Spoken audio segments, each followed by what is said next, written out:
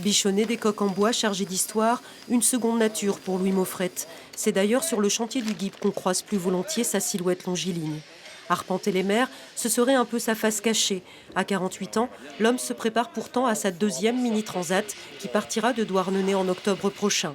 Perché sur un conteneur, le prototype qu'il a construit, un 6,50 m pour prendre le large. La course au large, c'est très important parce que ça me permet d'aller au large d'abord et d'avoir ce plaisir-là. Et puis ça permet aussi d'être dans la compétition. Ici, sur un yacht comme ça, on travaille également sur des anciens yachts de compétition. Donc on est exactement dans le même univers en fait. Et il y a des techniques qui sont utilisées sur ces bateaux-là, qu'on retrouve maintenant de plus en plus sur les 60 pieds ou sur les bateaux tels que le Mini Transat. Donc il y a vraiment des liens, des passerelles entre tous ces mondes-là.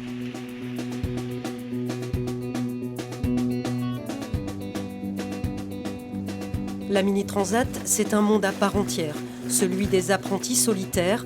Le skipper brestois y a pris goût il y a 2 ans. 22e à l'arrivée au Brésil, cette année, il abordera la course dans un tout autre état d'esprit.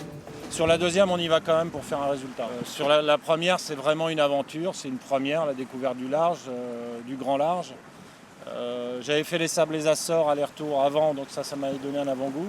J'avais fait 2 fois.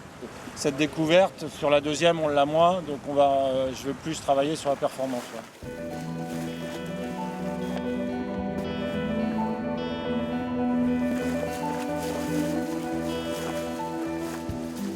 C'est une confrontation avec la nature, avec des éléments qui sont très forts. Donc forcément, on va au-delà de ses limites. On se découvre des qualités, on se découvre, on se découvre d'une façon qu'on n'a pas l'occasion de faire à terre ou en société. Donc ça c'est vraiment un voyage intérieur qui est sympathique de ce point de vue-là. Solitaire mais aussi solidaire, car c'est sous la bannière des droits humains que Louis Maufrette prendra le départ de la Mini Transat. Un bateau militant, dit-il, forgé à son image, libre et humaniste.